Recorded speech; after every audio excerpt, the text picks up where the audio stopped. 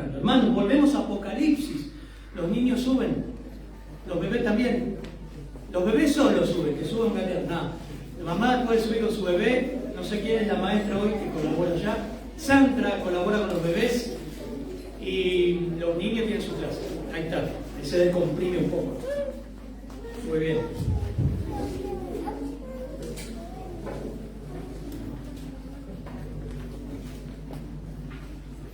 Vamos a ir a Apocalipsis capítulo 11 en esta mañana.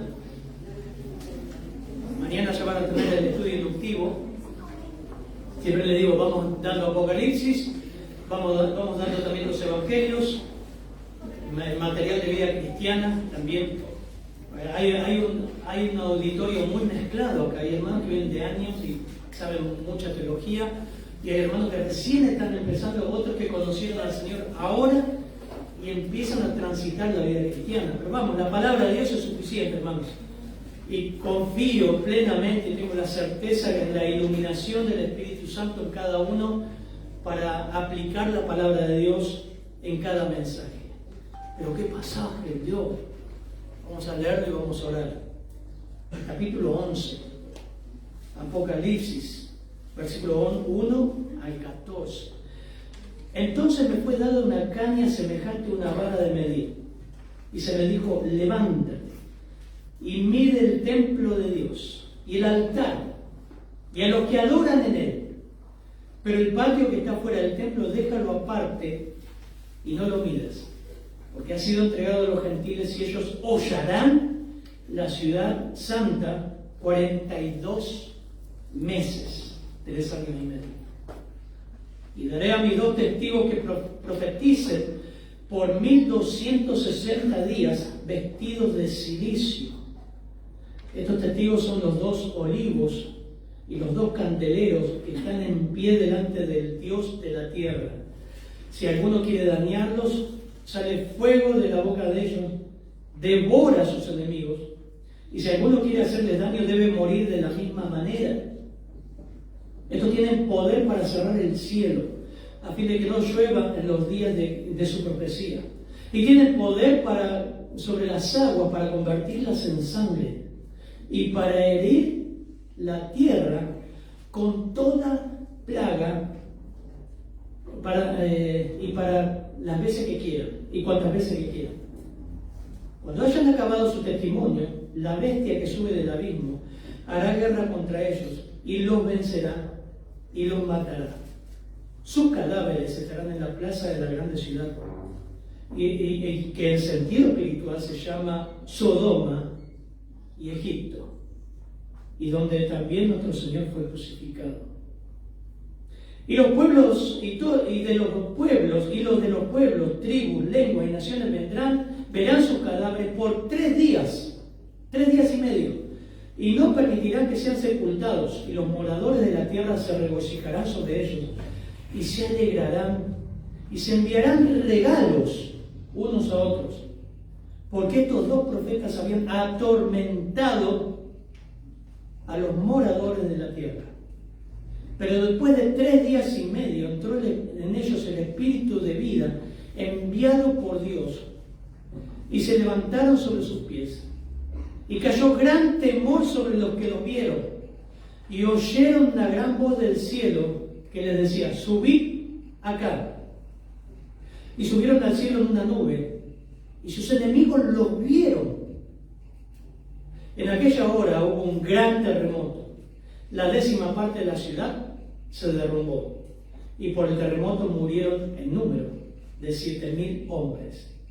Y los demás se aterrorizaron y dieron gloria a Dios, el Dios del cielo. El segundo ay pasó, y aquí el tercer ay viene pronto. Padre, qué texto, Señor. Ver, Señor, todos estos relatos de Apocalipsis, tu palabra inspirada, autoritativa, Señor, que tiene un mensaje claro para la iglesia hoy, y Señor, también para todo pecador de todos los tiempos. Ayuda y aplica tu palabra a cada corazón, Señor. Gracias porque podamos estudiarla y enseñarla, Señor. Gracias, Padre, en tu nombre.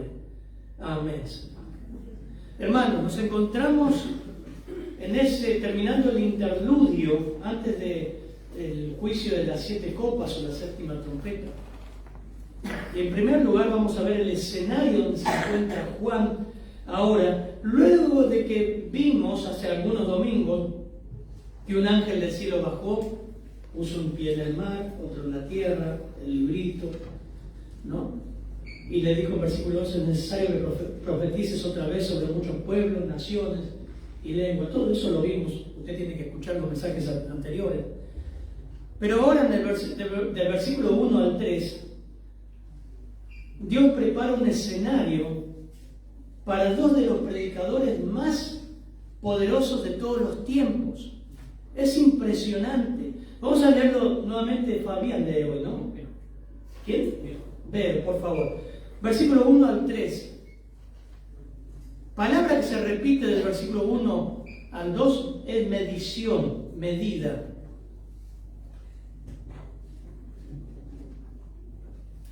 Entonces me fue dada una caña semejante a una vara de medir, y se me dijo: levántate y mide el templo de Dios, y el altar, y a los que adoran en él. Pero el patio que está fuera del templo, déjalo aparte, y no lo midas, porque ha sido entregado a los gentiles, y ellos hollarán la ciudad santa 42 meses. Y daré a mis 2 testigos que profeticen por 1260 días vestidos de silicio. Vamos a ver el escenario donde van a aparecer, que ahora vamos a hablar de los 2 testigos o 2 predicadores.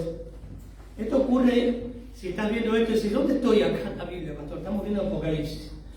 Estamos viendo los 7 años que Dios va a juzgar a este mundo como nunca juzgó en la historia de la humanidad. Y acá estamos pisando los últimos 3 años y medio. Y en este escenario, en visión, Dios le dice que mida el templo, el altar y los que adoran ahí. ¿Lo ven? Versículo 1. Todo esto tiene un simbolismo y tiene que ver con el Antiguo Testamento. ¿Para qué Juan debía medir el templo? Bueno, en primer lugar, vamos a ir por partes. Va a haber un templo.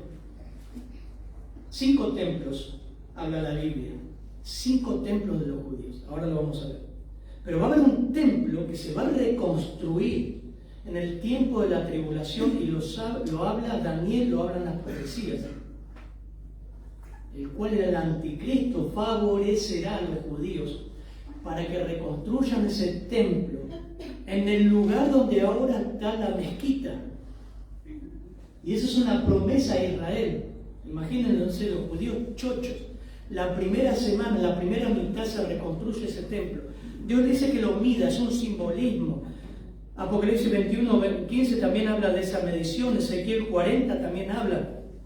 ¿Por qué debía medir el templo? Siempre esas mediciones hablan de tomar posesión y control de Dios sobre algo. No es que va a construir algo. Está hablando de que eso es mío y toma medidas. El templo a que se refiere esto será construido para que los judíos ortodoxos puedan ofrecer sus sacrificios de acuerdo a la ley mosaica en el periodo de la primera mitad del espacio de la tribulación, 3 años y medio. Usted, para entender todo esto, tiene que escuchar los mensajes anteriores. Sin embargo, eso de acuerdo a la semana 70 de Daniel. Sin embargo, en principio de los últimos 3 años y medio, a la mitad de los 7 años, de acuerdo a Mateo 24, a Daniel también, el anticristo ocupa el templo y se autoproclama Dios.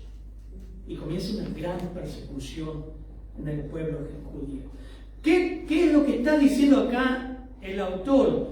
¿Qué es lo que en resumen está diciendo el Señor? Bueno, Dios mide acá a Israel, simbolizado por el templo de Dios.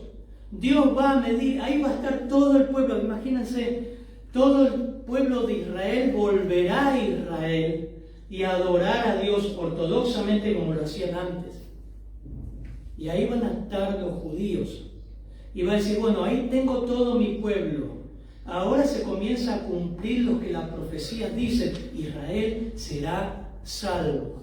Medí los adoradores, pero no midas, versículo 2, el patio, ahí es donde están los gentiles. Y ese es el ejemplo porque Israel va a ser abordada por todas las naciones y el mismo anticristo. Es tremendo lo que está mostrando acá, ya llegando casi a la final de Apocalipsis. Comienza una persecución en el pueblo de Israel impresionante. Bien, yo les decía, hice un resumen acá, los 5 templos que hubo. El primero fue, Primera de Reyes 6, el templo de Salomón, que se edificó primero. El segundo es el templo de Zorobabel, después del destierro. El tercero es el templo de Herodes, en el tiempo de Cristo. ¿Se acuerdan? Ahí donde el Señor también fue a predicar. El cuarto es el que estamos viendo ahora, que va a ser construir, los judíos lo van a construir, pero por permiso y arreglo del anticristo. Segunda Tesalonicenses capítulo 2, versículo 4, Mateo 24, versículo 15. Y el quinto templo se edificará en la Nueva Jerusalén en el milenio. Ezequiel 40, el 48, Ageo 2, versículo 9, Zacarías 6, habla un montón de pasajes. Excluye el patio que está fuera del templo, versión Las Américas, versículo 2. No lo midas, porque ha sido entregado a las naciones, y ahí lo dice el mismo versículo, lo mismo que dice en Mateo 24. Y estas hollarán, aplastarán la ciudad santa por 42 meses. ¿Cuántos son 42 meses? 3 años y medio. Es claro Apocalipsis. No es un libro de misterios. Y esta es una alusión a la terrible opresión y persecución que Satanás dará al pueblo de Israel como nunca hubo. Si el holocausto fue terrible, esto va a ser peor por el mismo Satanás. Pero el mismo Señor habla en Apocalipsis 12 que resguardará a Israel. Y esto es interesante, mira, Apocalipsis 12, 6. Vamos a ir cuando lleguemos, quizás el domingo que viene. Dice, la mujer huyó al desierto donde tenía un lugar preparado por Dios para ser sustentada allí por, y acá dice, no es María, acá dice, ¿cuántos días? 1260 días. Mirá, si quieres alegorizar esto, terminás en la China. Terminás en cualquier lado. ¿Cuánto es 1240 días? 1260 días. 3 años y medio. 42 meses. Apocalipsis, Mateo 24, 15. Por tanto, cuando veáis la abominación de la desolación, versión Las Américas, de que se habló por medio del profeta Daniel, el mismo Señor, Mateo 24, Mateo está dirigido a judíos, el mismo Señor cita a Daniel. Cuando vean la abominación de la desolación, estamos acá hoy a la mañana, Apocalipsis 11. Colocada en el lugar santo, el que le entienda, entonces los que estén en Judea huyan a los montes. El que esté en la azotea no baje a sacar las cosas de su casa. El que esté en el campo no vuelva atrás a tomar la capa. Pero hay de las que estén encintas, las que estén criando en aquellos días. Orad para que vuestra huida no suceda en invierno ni en día de reposo. Bueno, todo esto le está hablando el Señor a Israel. Y en el Apocalipsis lo complementa diciendo, la mujer huyó al desierto. Esa es la figura de Israel. Y aclara. A ver, versión Reina Valera 60, 12.6. Bueno, lo tengo acá, pero léelo, por favor. 12.6. Y la mujer huyó al desierto, donde tiene lugar preparado por Dios, para que allí la sustenten por 1260 días. Bueno, prácticamente es el mismo, no hay variación en las palabras. Pero hay un acento ahí que dice, un lugar preparado ¿por quién? Por Dios. Uno puede, ¿cómo se dice? Exagerar, no exagerar, sino decir, bueno, esto puede ser un gran, ¿vieron como en las películas cuando viene un meteorito, un refugio, tiene otro nombre, un gran búnker que Dios tiene? No sabemos. Pero dice que Dios tiene preparado un lugar para los judíos para este momento terrible, donde va a ser escondido Israel Y muchos van a quedar en Jerusalén, lo vamos a ver ahora. Y Dios va a salvar a su pueblo. Pero más que nada en este escenario, este es el escenario que presenta el versículo 1 al 3, donde comienza el anticristo a establecerse en Israel, en Jerusalén, para perseguir y matar al pueblo de Dios. Y en ese contexto, el versículo 3, por favor, algunos me miran todo, parece una película de ciencia ficción. No, hermano, está en la Biblia. Y es tan claro. Por eso yo decía, vamos a dar un poquito esto y los evangelios para que vayan masticando mejor todo esto. Miren, les decía recién el texto, sí, versículo 3. Y daré a mis 2 testigos que profeticen por 1260 días vestidos de silicio. Ahí entran, en ese escenario, donde el Dios va a medir a Israel, donde va a sacar a Israel, a llevarlo al desierto, a que huyan, donde el anticristo, apoyado por todas las naciones, se va a proclamar a Dios, va a hacer señales, va a hacer milagros, va a engañar, se va a proclamar Dios. Justo en esos 3 años y medio, va a caer ahí, Dios saca a su pueblo y lo sustenta. Israel no es la iglesia, hermanos, es Israel. Israel no es la iglesia. Puede ser parte de la iglesia si han creído en Cristo, obviamente. Y ahora también hay judíos que han creído, pero este es el pueblo de Israel. Ese es el escenario donde el versículo 3 dice, bueno, ahí, en esa atmósfera, en ese escenario, daré a mis 2 testigos que profeticen por 3 años y medio, 42 meses.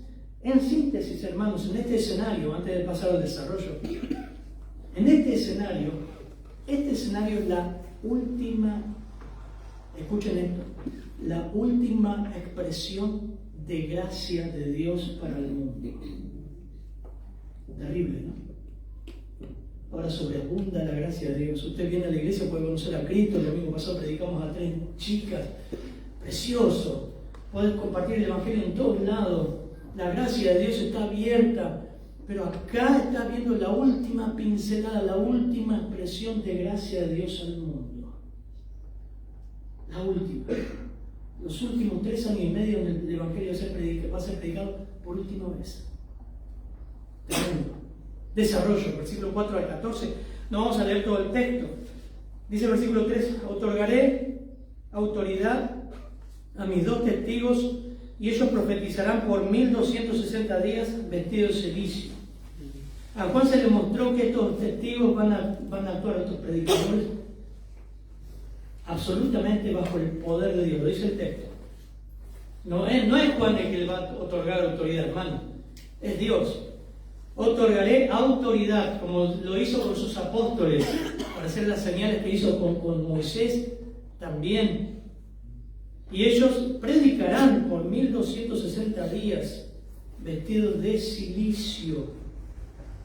Dios levantará a estos predicadores y les dará un poder especial y les dará un mensaje de juicio y del evangelio, obviamente, sobre las etapas finales de la tribulación, donde será pisoteada Israel, hollada, aplastada.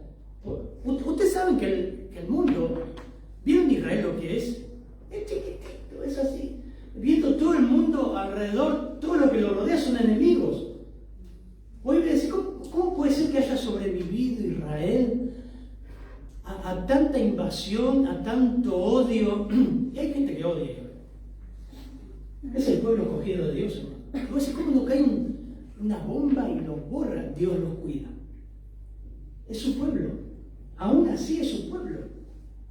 Y en ese tiempo, el anticristo va a ir ahí con todos los enemigos de Israel y lo van a ocupar como nunca. Así que en esta escena entran 2 hombres, como han entrado en escena en otros tiempos los voceros de Dios, ¿no? En los tiempos más oscuros de Israel, Dios mandó sus voceros, sus predicadores, para llamar al arrepentimiento. Elías, Eliseo, Isaías, Jeremías confrontaron a un obstinado Israel, lo hemos visto, y los han matado. El Señor lo denunció. El mismo Señor fue un predicador a Israel. Mateo 4:17. Desde entonces comenzó Jesús a predicar y a deciros: arrepentíos. Este es el Señor. Antes vino Juan el Bautista. 4:17 de Mateo: arrepentíos, porque el reino de los cielos se ha acercado. 1:35 de Marcos, ese era Mateo: muy de mañana se levantaba el Señor, siendo muy oscuro, y salió y se fue al lugar desierto y allí oraba. Buscó a Simón y a los que con él estaban, y hablándole le dijeron: todos te buscan. Y él les dijo: vamos a lugares vecinos para que predique también allí, porque para esto he venido. Y predicaba en las sinagogas de ellos en toda Galilea. Predicaba.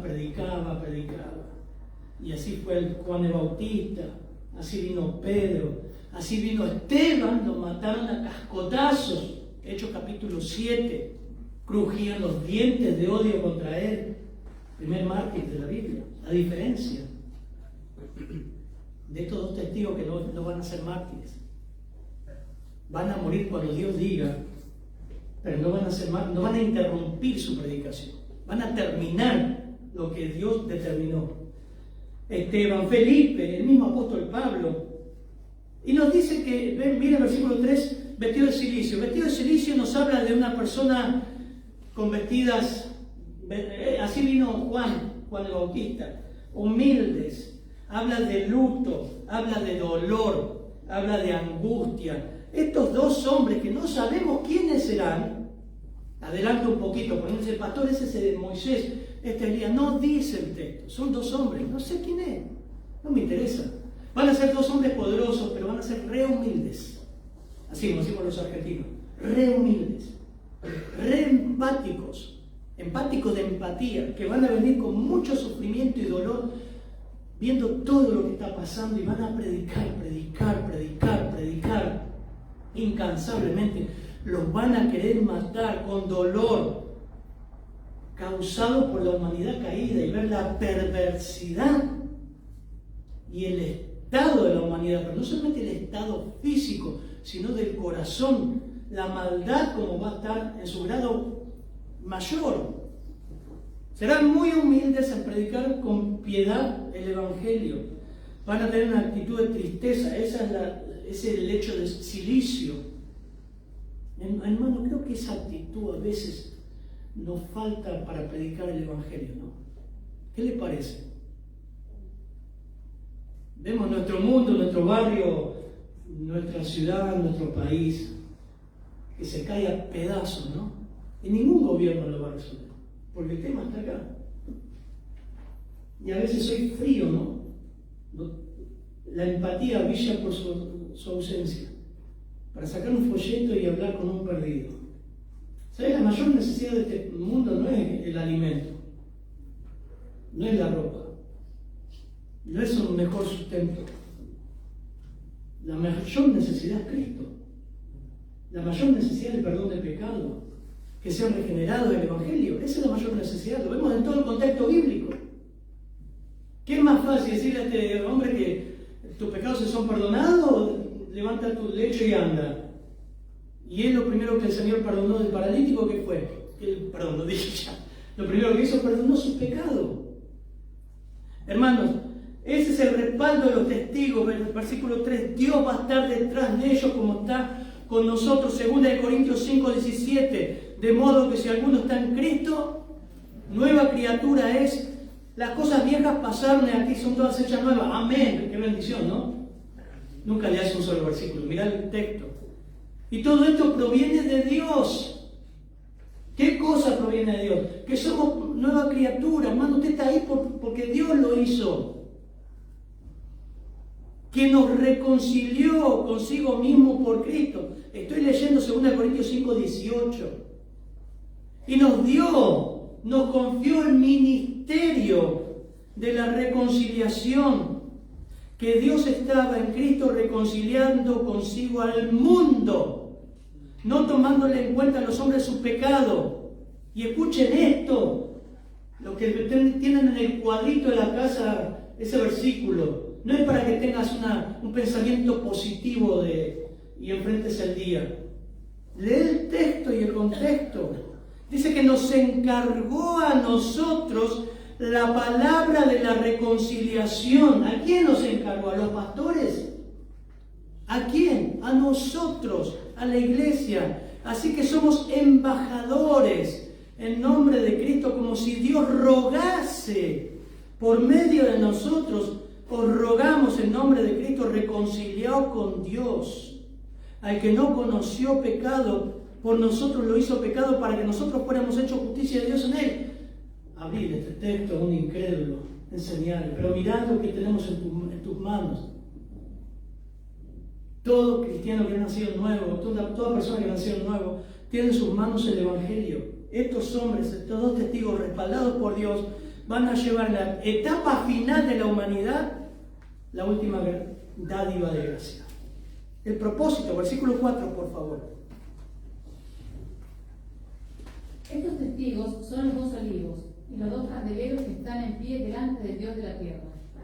Bien, ahí viene, ¿quiénes son? Bueno, muchos dicen, la descripción que se hace de los dos testigos como olivos tiene antecedentes en el Antiguo Testamento, Zacarías 4. Cuando, por ejemplo, Josué y los sacerdotes, Josué y el gobernador Zorobabel, fueron un despertar a Israel. Dios lo ungió con el Espíritu Santo para profetizar y usan las mismas metáforas, pero no está diciendo que ni es Moisés ni es Elías. La idea que está hablando de ahí es que es un avivamiento espiritual, es un símbolo del Espíritu Santo, que Dios va a provocar un avivamiento espiritual en Israel. Todos estos elementos candeleros, olivos, tenían que ver con Israel. Por eso no está hablando de iglesia. ¿Se entiende, hermanos? Son dos olivos, dos judíos que van a predicar, respaldados por Dios con la fuerza del Espíritu Santo, la guía de Dios, a un Israel incrédulo. Impresionante. Y va a haber fruto.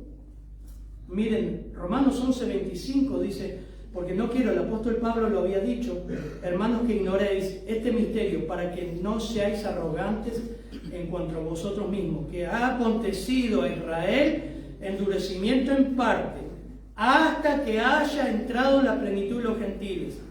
Y luego, como promesa a Israel, y luego Israel será salvo como está escrito. Y Pablo toma textos del Antiguo Testamento. Interesante, adelantándonos un poquito, versículo 13, en aquella misma hora hubo un gran terremoto, la 10ª parte se derrumbó y 7.000 personas murieron. Ahora vamos a ver quiénes son esas 7.000 en el terremoto. Y los demás aterrorizaron, dieron gloria a Dios del cielo. Esto en un judío era sinónimo de conversión. Así que el propósito de estos dos testigos va a ser predicar el Evangelio a los judíos. Increíble. E Israel se va a convertir. No habla de que sea Moisés o Elías, no lo dice. Podemos especular, muchos especulan con eso. Miren el poder de su ministerio, versículos 5 al 6, por favor. Si alguno quiere dañarlos, sale fuego de la boca de ellos y devora a sus enemigos. Y si alguno quiere hacerles daño, debe morir él de la misma manera. Estos tienen poder para cerrar el cielo a fin de que no lluevan los días de su profecía, y tienen poder sobre las aguas para convertirlas en sangre, y para herir la tierra con toda plaga cuantas veces quieran. No es igual que el apóstol Pablo, no van a ser igual que Esteban, no van a ser igual que cualquier otro hombre que Dios ha levantado. Estos hombres cumplirán el ministerio que Dios les envía y van a ser una amenaza para los pecadores. ¿Se imaginan esto, el escenario? Lo que venimos viendo ya en Apocalipsis. Imaginemos los estragos que van a hacer cuando personas se le opongan, porque los demonios van a estar a full y la gente influenciada por Satanás los van a odiar. Imagínense que la tierra queda prácticamente devastada por las trompetas, sequías, que vimos en Apocalipsis capítulo 7, capítulo 8, versículos 10 al 11, las aguas están contaminadas, envenenadas. Ellos van a traer más plagas a los que se le opongan. ¿No pasó eso con Faraón en Egipto? Miren, en Éxodo 8:16, la gente, hermanos, los van a odiar a estas personas. Ellos van a si ahora te paras a predicar el Evangelio, imagínate, en un lugar donde hay inmoralidad, te odian, te tiran con algo. Imagínate en ese tiempo que no solamente van a intentar hacer algo, sino que ellos, dice, va a salir fuego, los va a consumir, los van a incinerar, se van a defender. Donde quieran hacerle daño, van a hacer plagas. Entonces Jehová habló a Moisés, Éxodo 18:16. Di a Aarón, extiende tu vara y golpea el polvo de la tierra para que se vuelva piojos por todo el país de Egipto. Y ellos lo hicieron así. Y Aarón extendió su mano con su vara, golpeó el polvo de la tierra, Éxodo 18:16, la cual se le volvió piojos, así en los hombres como en las bestias. Todo el polvo de la tierra se volvió piojos en todo el país de Egipto. Los hechiceros hicieron así también para sacar los piojos con sus encantamientos, pero no pudieron. Y hubo piojos tanto en hombres como en las bestias. Versículo 19 de Éxodo 8. Entonces los hechiceros dijeron a Faraón, dedo de Dios es este. Y dice, mas el corazón de Faraón se endureció, no los escuchó como Jehová había dicho. Va a ser un ministerio poderoso y no los van a parar porque es la última expresión de gracia de Dios al mundo y quiere y va a salvar a Israel. No los van a parar. Es impresionante. Muchos no querrán saben el odio que va a haber. Ahora lo vamos a ver en el siguiente punto. Pero estos hombres van a predicar fielmente durante todo ese tiempo sin ninguna traba. Esta será la atmósfera. Según Tesalonicenses, capítulo 2, versículo 3, dice que nadie os engañe de ninguna manera, porque no vendrá sin que primero se manifieste la apostasía y sea revelado el hombre del pecado, el hijo de perdición, el cual se opone y se exalta sobre todo lo que se llama Dios y es objeto de culto, de manera que se sienta en el templo de Dios y busca su adoración, presentándose como si fuera Dios. Según Tesalonicenses capítulo 2, versículos 3 y 4. Ahí estamos. Imagínense la oposición satánica y de toda esta gente que van a estar, el anticristo va a ser su Dios. No es difícil creer, hermano, que la gente adora a personas. Militancias que siguen movimientos. Imagínense en ese tiempo. El anticristo que logró la paz en el mundo, el avance mundial económico, va a ser adorado como un Dios y se va a sentar ahí. De repente aparecen estos dos predicadores y dicen, no, eso es pecado. Esto pasa por el pecado de ustedes. ¡Wow! Sumado que cuando vengan a hacerle daño, los van a ejecutar. Va a ser un clima terrible. Versículos 7 al 10, por favor. Miren lo que pasa ahora. Cuando hayan acabado su testimonio, la bestia que sube del abismo hará guerra contra ellos, y los vencerá y los matará. Y sus cadáveres estarán en la plaza de la grande ciudad, que en sentido espiritual se llama Sodoma, y Egipto, donde también nuestro Señor fue crucificado.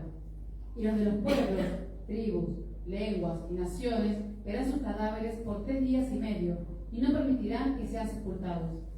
Y los moradores de la tierra se regocijarán sobre ellos y se alegrarán, y se enviarán regalos unos a otros, porque estos dos profetas habían atormentado a los moradores de la tierra. Qué terrible, ¿no? Qué clara que la escritura. Miren esto. Terminaron su testimonio, o sea que su ministerio lo completaron y la escritura se cumple, hermano. Hasta el último minuto de la última hora del último día, lo completaron.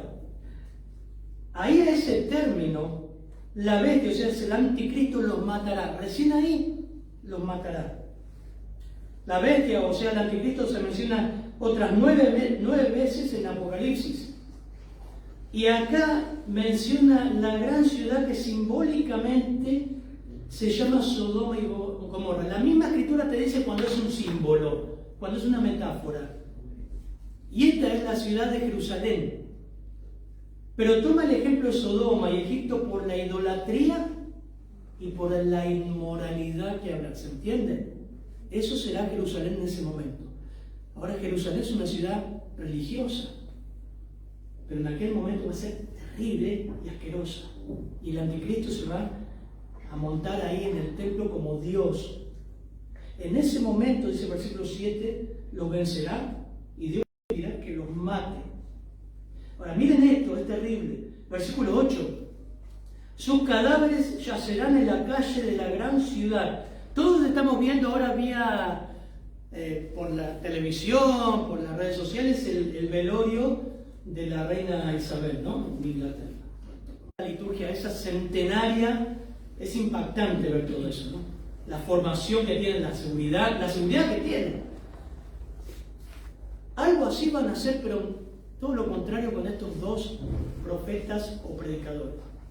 En vez de embalsamarlo y tenerlo en una capilla ardiente, lo van a llevar, la idea es ahí en la plaza principal de Jerusalén, al centro de Jerusalén, y lo van a dejar que sus cuerpos se descompongan para humillarlos.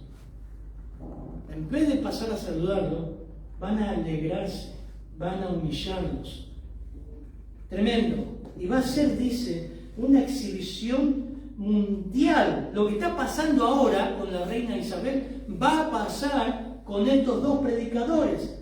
Versículo 9, fíjense 8, sus cadáveres yacerán en la calle, ¿sí? No van a estar embalsamados, no van a estar en féretros. Tremendo, tremendo. Eso era la forma más vil de menospreciar una persona en el tiempo antiguo, y hoy día en ese tiempo lo van a hacer con estos dos predicadores.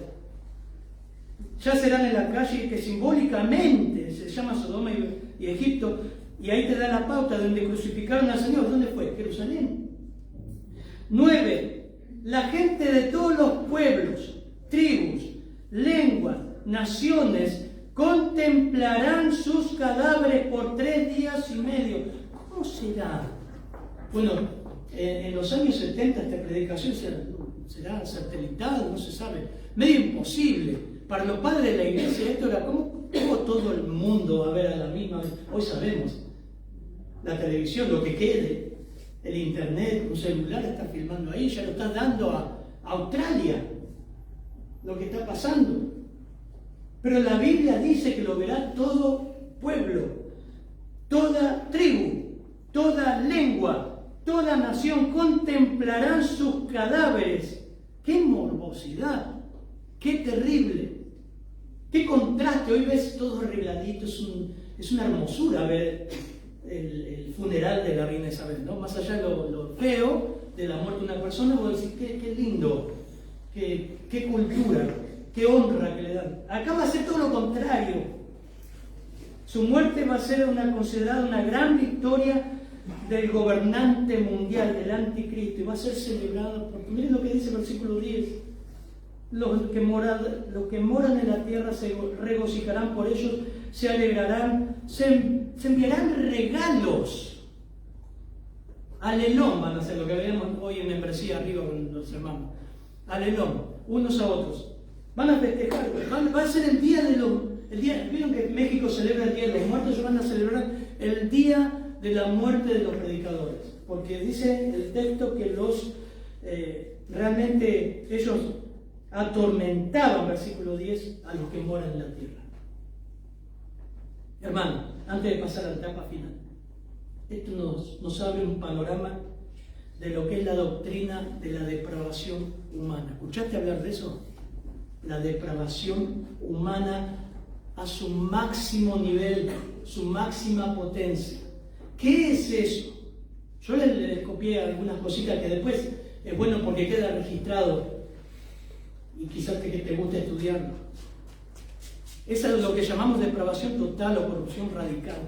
Lo que esta expresión significa no es que todos los hombres sean todo lo malo que pueden llegar a ser, o que todos los seres humanos sean completamente incapaces de hacer una cosa relativamente buena.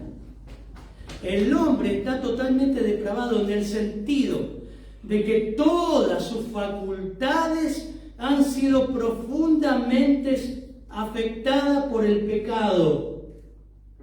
Su intelecto, su voluntad, sus emociones. Este es el diagnóstico que Dios nos da de la condición humana. Fuimos afectados por el pecado. El domingo pasado hablábamos de eso. Nos afecta a todos. La Biblia presenta al hombre no solo como un ser pecador que se rebela constantemente contra la ley de Dios, sino también como alguien que no puede ni quiere cambiar la condición en la que se encuentra. Una ilustración que Dios puso. Dio esta ilustración para que usted entienda bien. Es dura. Es una ilustración nada más. Dice que ve a una madre con su bebé en brazos. Ustedes le dan un ejemplo de darle a una madre con su bebé en brazos un cuchillo y le dicen que mate al bebé de una puñalada en el corazón. Y ella dice, no puedo. Ahora, en lo que se refiere a su poder físico, ella si quiere, puede hacerlo. Tiene el cuchillo, tiene al niño, es más fuerte, está indefenso. La madre tiene suficiente fuerza para cometer esa animalada, ¿no? Pero tiene mucha razón, que acá tiene. Escuchen esto. Cuando dice que no puede hacerlo. Porque su naturaleza de madre no le permite hacer algo frente a lo cual su alma se revela. Su naturaleza de madre no permite hacer algo para lo cual su propia naturaleza de madre se revela. ¿Qué quiere decir? Traspasarlo a los hombres.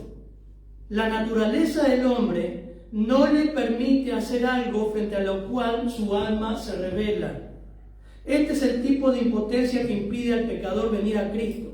Su naturaleza se revela a esa idea, porque nada detesta más que la gloria y el señorío divino. Así que no estamos en una condición de neutralidad, el mundo, o una enfermedad espiritual como algunos predican. El mundo está enfermo. No, el mundo está muerto en delitos y pecados. Está muerto y lleno de enemistad contra Dios. Pero Dios, que es rico en misericordia por su gran amor con que nos amó, aun cuando estábamos muertos a causa de nuestros delitos y pecados, nos dio vida juntamente con Cristo. Tremendo. Esa es la situación que va a estar el mundo, pero que también revela el corazón del hombre. Odia a Dios. Odia a Dios. Y van a odiar a esto. Es interesante el versículo 10 porque es la única vez que en Apocalipsis aparece la palabra alegría, regocijo. No está. Esta gente se va a estar alegrando por la muerte de quien le traía la verdad. Van a estar alegrándose por la muerte de los que le traían la verdad. ¿Saben qué sucedió eso? ¿Con quién sucedió eso? Con Pilato y Herodes. Cuando llevaron al Señor, dice que aquel mismo día, en Lucas 23, que llevaron al Señor a Herodes y a Pilato, se hicieron amigos. A costa del Señor. Eso revela la maldad humana. Santiago 4:9 dice, afligíos, lamentad y llorad, que vuestra risa se torne en llanto y vuestro gozo en tristeza. Necesitas ir a Cristo en arrepentimiento y fe. Necesitas ver que estás perdido. No te enojes contra los que te llevan la verdad. La mejor expresión de amor al hombre es mostrarle su pecado y mostrarle el amor de Dios. Por último, la resurrección. 3 días, le duró 3 días la fiesta, porque el tercer día, versículos 11 y 12, después de 3 días y medio, el aliento de vida de parte de Dios vino a ellos y se pusieron en pie. Imagínense eso. Y gran temor cayó sobre los que lo contemplaban. Entonces oyeron una voz del cielo que decía, subid acá. Subieron al cielo en la nube y sus enemigos lo vieron. ¡Wow! Hermano, el gran día de los predicadores muertos se terminó así. Los festejos del funeral burlesco se cortó. Dice que hubo gran temor. La palabra ahí es fobos, espanto, terror cayó sobre todos. Porque estaban festejando el día de la muerte de ellos, estaban enviando regalos, todos venían a Jerusalén a festejar. Y la fobia se apoderó de ellos en un segundo. Ese es Dios. Así fue con el diluvio, así fue con Sodoma y Gomorra, y cuánto más. Ahora, es interesante, porque fíjense que, leemos por favor el versículo 12. Y oyeron una gran voz del cielo que les decía: subid acá. Y subieron al cielo en una nube, y sus enemigos los vieron. Fíjense cómo está conjugado el versículo 12. Oyeron. ¿Quiénes oyeron? Todos. Pasó lo mismo con el apóstol Pablo, que oyeron cuando el Señor le habló en Hechos capítulo 9. Pero no solamente oyeron, sino también vieron. Fueron testigos ahora toda esa gente del milagro que Dios hizo. ¿Saben lo que me llama la atención? Que Dios ahí ya no permitió que los predicadores hablaran y predicaran. ¿Le vieron eso? Ya pasó. La oportunidad pasó. Y Dios dijo: suban acá, como a Lázaro, 2 palabras, ven fuera. Y desaparecieron. La oportunidad pasó. Ya está. 3 años y medio predicando. 3 años y medio o 10 que estás viniendo a la iglesia escuchando mensajes, en tu iglesia, donde sea. Tu viejo te está hablando del evangelio constantemente. Tu amigo en el trabajo te está hablando. Cuidado, porque un día Dios traza la raya. Estamos en un tiempo privilegiado. Pero el tiempo para arreglar el tema de tu pecado con Dios es ahora, en vida. Después no hay más. Acá los testigos pasaron. La consecuencia, miren, 13 y 14. Vimos su resurrección, ahora miren la consecuencia de la predicación de 3 años y medio. ¿Qué pasó? 13 y 14. En aquella hora hubo un gran terremoto, y la 10ª parte de la ciudad se derrumbó, y por el terremoto murieron en número de 7.000 hombres, y los demás se aterrorizaron y dieron gloria a Dios del cielo. El segundo ay pasó. He aquí, el tercer ay viene pronto. A mí me da escalofrío el 14. Me da escalofrío. Y tenemos que verlo, ¿no? Vamos a estar viéndolo. Pero hermano, esto no es para que tengas curiosidad. Qué lindo, vamos a ver de hoy. No, hay verdades que te están llegando al corazón, espero, ¿no? La predicación del Evangelio, las oportunidades que pasan. Acá dice que hubo un gran terremoto. Fíjate que no es un libro de misterios, un libro alegórico. Siempre Dios da números específicos. Va a haber 7.000 hombres de nombre. Esa es la traducción ahí. ¿Vieron? Las Américas traduce personas. Reina Valera traduce hombres. Y en el original es hombres de nombres. Significa muchos líderes, 7.000 líderes que están en Jerusalén con el anticristo observando todo esto. ¿Cómo pasa ahora en Londres? 7.000 hombres de nombre van a morir. Dios los va a matar. Pero los demás, dice punto y coma, los demás, aterrorizados, dieron gloria al Dios del cielo. Esa es una frase judía. Si vos lo buscás en los evangelios, en el Antiguo Testamento, eso es un fruto de conversión. No es lo que hoy entendemos nosotros, los gentiles. En un judío esto era un fruto de conversión. Da la gloria a Dios, al ciego, ¿no? Juan capítulo 9. Acá hay gente que se convirtió. Es interesante porque no termina como las trompetas de la gente que, ¿se acuerdan? La gente dice, no se arrepintió de sus obras, siguieron adorando, siguieron su idolatría, siguieron su fornicación. Acá hay un grupo grande, los demás, que dieron gloria a Dios. ¿Por qué? Por el fruto de la predicación de 3 años y medio. Así que, hermano, no te canses de predicarle a tu viejo, a tu esposo, a tu hijo, a tu compañero de trabajo, al cliente. 3 años y medio, ¿qué son? No pasa nada. 3 años y medio escucharon ellos. A esta gente creyeron. Ahí creyeron. ¿Cuánta gente cree en el final, en un momento crítico, ¿no? De su vida, de enfermedad, de muerte, de accidente, y Dios le saca la venda y cree, se arrepiente y viene a Cristo?